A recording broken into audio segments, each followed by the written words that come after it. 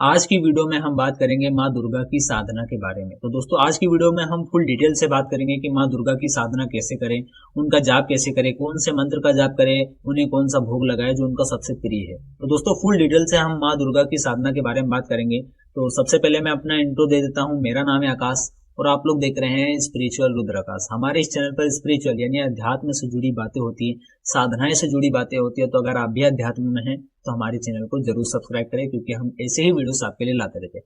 तो चलिए दोस्तों वीडियो की ओर बढ़ते हैं। अब दोस्तों मैं आपको बता दूं कि माँ दुर्गा की साधना आपको कैसे करनी चाहिए। ठीक है दोस्तों, सपोज और ये साधना उन्हीं के लिए रहेगी जिनकी इष्ट देवी माँ दुर्गा है। ठीक है, जैसे सबके अलग अलग इष्ट देवता रहते हैं। ठीक है, तो जैसे मेरे भगवान शिव है, हो सकता है किसी के माँ काली हो, माँ दुर्गा हो। तो अगर आपकी इष्ट देवी माँ दुर्गा है या आपके घर की कुल देवी माँ दुर्गा है, ठीक है, तो ही आप ये साधना करना। ये दो लोगों के लिए मैंने बता दी, जिनकी घर की कुल देवी माँ दुर्गा है या जिनकी इष्ट देवी ही माँ दुर्गा है। या सपोज कोई साधना कर चुका है बहुत सारी, तो फिर वो भी कर सकता है। लेकिन अगर आप बिगिनर हो, अगर आपने कभी साधनाएं नहीं करी और आपकी इष्ट देवी भी माँ दुर्गा नहीं है, तब आप ये साधना मत करना। ठीक है, अब मैं आपको इसमें मंत्र बताता हूँ कि आपको कौन सा जाप करना है, किस तरीके से जाप करना है, किस दिन आपको साधना उठानी, कैसी आपको साधना उठानी। ठीक है, तो दोस्तों मैं आपको सबसे पहले बता दूं, साधना आपको दुर्गा माता की आप उठा सकते हो सोमवार से या तो फिर शुक्रवार से। ठीक है, ये दो दिन माता रानी के लिए सबसे बेस्ट होते हैं। ठीक है, तो आप सोमवार से भी उठा सकते हो, शुक्रवार से भी उठा सकते हो। अब दोस्तों मैं आपको बता दूं सबसे मेन चीज की कभी भी आप कोई सी भी साधना उठाओ तो बिना आपके कुल देवता, कुल देवी और पितरों की आज्ञा के बिना कभी भी साधना मत उठाना। दोस्तों कभी भी बहुत सारे साधक ऐसी गलती करते हैं कि वे साधना उठा लेते हैं और कुल देवी कुल देवता से आज्ञा भी नहीं लेते, उनकी जोत भी नहीं जलाते, उनसे प्रार्थना भी नहीं करते और डायरेक्ट साधना उठा लेते हैं। कि साधना तो खंडित होती है और जो साधना में फल देखने को मिलेगा वो भी नहीं मिलता है। ठीक है, ऐसा भी काफी सारे साधकों के साथ होता है। तो कभी भी आप कोई सी भी साधना उठाओ ना, तो सबसे पहले अपने कुल देवता, कुल देवी और पितरों को मनाओ। ठीक है, ये आपके ऐसे देवता हैं घर के कि अगर ये नहीं चाहेंगे ना, तो आप कितनी भी बड़ी साधना कर लो कभी सफल ही नहीं हो सकती। ठीक है, तो सबसे पहले दोस्तों मैंने आपको बता दिया कि सोमवार और शुक्रवार ये दो दिन बेस्ट है माँ दुर्गा की साधना के लिए। अब दोस्तों आपको सुबह सपोज उठ जाना है। ठीक है, आप ब्रह्म मुहूर्त में उठ सकते हो, नहीं उठ सकते तो कोई बात नहीं, 5 बजे 6 बजे जो भी आपकी दिनचर्या हो उठो आप। आपको स्नान करना है, उसके बाद माँ दुर्गा की जो है आपके पास प्रतिमा है तो ठीक है, नहीं है तो फिर बाहर से मार्केट से आप ला सकते हो, छोटी सी ला सकते हो, कोई दिक्कत नहीं है। मूर्ति ला सकते हो, जो भी आपका मन हो ला सकते हो। ठीक है, माँ दुर्गा की प्रतिमा लाना है आपको। और दोस्तों माँ दुर्गा की प्रतिमा लाओ तो उसमें देखना सौम्य रूप में आओ, क्योंकि बहुत सारी माँ दुर्गा की ऐसी भी प्रतिमा रहती है जिसमें बहुत ही उग्र रूप में रहती है, वो जिनपे मतलब बहुत ही गुस्सा दिखाई देता है। तो सौम्य रूप में लाओगे तो सबसे बेस्ट है। और ऐसी प्रतिमा लाना जिनमें 5 हाथ हो उनके या 7 हाथ हो। ठीक है, तो वो सबसे बेस्ट होता है। तो दोस्तों आपको ऐसी प्रतिमा ले आना है, उसके बाद आपको अच्छे से प्रतिमा को साफ कर लेना है। उसके बाद आपको 3 जोत लेनी है सपोज। ठीक है, एक जोत आपको जलानी है अपने घर के कुल देवता के नाम से। अगर आपके कुल देवता नहीं पता है तो कुल देवी पता होगा तो कुल देवी के नाम से जला लेना। अगर किसी के घर में कुल देवता और कुल देवी दोनों है तो दोनों की जोत जला लेना। ठीक है, तो अपने कुल देवता की जोत जला लेना है और कुल देवी की जोत जला लेना है।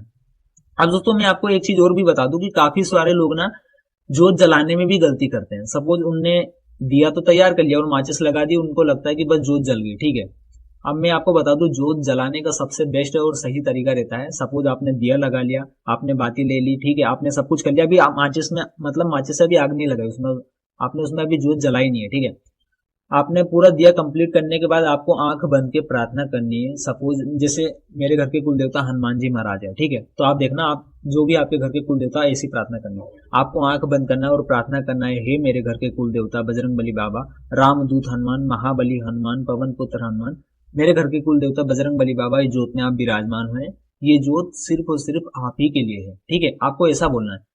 मैं बता दूं काफी सारे लोग ये गलतियां करते हैं, इसलिए मैं ये चीज क्लियर कर रहा हूँ कि जो आप ये गलतियां करते हो ना, ये गलतियां आप मत करिए। क्योंकि जब आप ऐसे ही जोत लगा देते हो तो उसमें कोई भी विराजमान नहीं होता है। ठीक है, सपोज 4 वहां पे कोई व्यक्ति खड़ा है तो आप बोलोगे इधर आ जाओ, तो कौन इधर आएगा? कोई नहीं आएगा। अगर आपने बोला राहुल इधर आओ तो राहुल जो भी उस नाम का रहेगा तो वो आएगा। ठीक है, तो आप जब भी जोत जलाओ ना तो उनका नाम लो और 3 4 नाम लो। ठीक है, जैसे माँ दुर्गा है तो हे माँ दुर्गा, मेरे घर की कुल देवी माँ दुर्गा, माँ आदि शक्ति पराशक्ति, पूरे संसार की जननी, माताओं की भी माता, करुणामयी मैया, इस जोत में विराजमान हुए। ये जोत सिर्फ और सिर्फ माँ दुर्गा के लिए। ठीक है, ऐसे करके आपको जोत जलानी रहती। तो बहुत सारे काफी लोग जोत में मिस्टेक करते, तो मैंने ये चीज क्लियर कर दी कि जोत में ये मिस्टेक मत किया करो। ठीक है, काफी सारे लोग करते हैं और शुरू शुरू में मैं भी करता था। बाद में मुझे ये पता चली कि मतलब ऐसा नहीं करना चाहिए, डायरेक्ट ऐसे ही जोत नहीं जला देना चाहिए, पहले हमें आवाहन करना चाहिए, उसके बाद जोत जलानी चाहिए।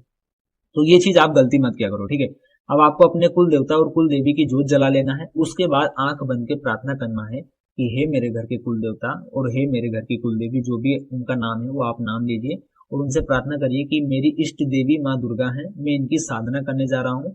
जो भी आपको साधना करना है, साधना 11 दिन की होती है, 21 दिन की होती है, 41 दिन की होती है, ठीक है। तो सबसे बेस्ट मैं आपको ये बोलूंगा कि आप 21 दिन की साधना करना, ठीक है। तो आप उनसे अपने कुल देवता कुल देवी से बोलो कि मैं 21 दिन की माता रानी की साधना करने जा रहा हूँ, इसमें मैं आपसे आज्ञा चाहता हूँ, तो मुझे आप आज्ञा दें कि मैं इस साधना को जो है पूरा करूं और इसमें आपकी बहुत ज्यादा जो है आप मेरी हेल्प करो, साधना खंडित ना हो और आपकी भी कृपा हो और माता रानी की भी कृपा हो।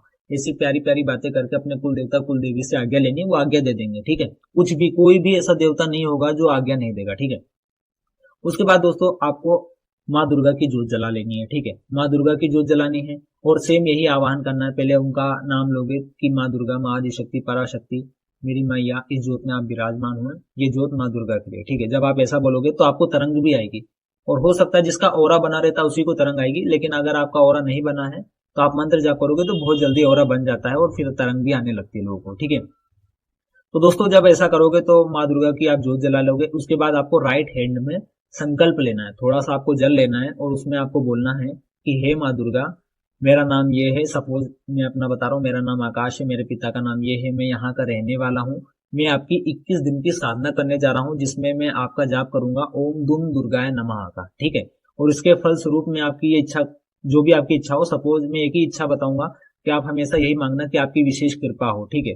आपकी कृपा हो जाए मैया, बस इतना ही चाहिए। तो अगर आप साधना में 2-3 गलतियां भी कर दोगे ना तो चलेगा, ठीक है, मतलब वो माफ कर देती है, ऐसा रहता है।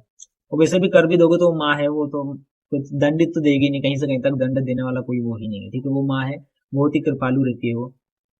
तो आपको ऐसा बोल देना है संकल्प के समय, हाथ में जल रखना, अभी हाथ से जल गिराना नहीं है, और आपको बोल देना है हे माँ दुर्गा, मैं 21 दिन की आपकी साधना करने जा रहा हूँ जिसमें मैं सुबह, जैसे आप सुबह करते हो तो सुबह बता दोगे कि मैं 11 माला आसन पे बैठ के करूंगा, शाम को इतने बजे करूंगा 11 माला आसन पे बैठ के, मैं आपको हर दिन कुछ ना कुछ भोग तो जरूर दूंगा, ठीक है। ऐसा आपको बोल देना है और बोल देना है कि इसके फल स्वरूप मैं आपकी विशेष कृपा को प्राप्त करना चाहता हूँ और 21 दिन तक मैं ब्रह्मचर्य का पालन करूंगा, जमीन पे सोऊंगा, नाखून और बाल नहीं काटूंगा, ये सब बोल के आपको जमीन पे जल छोड़ देना है, ठीक है।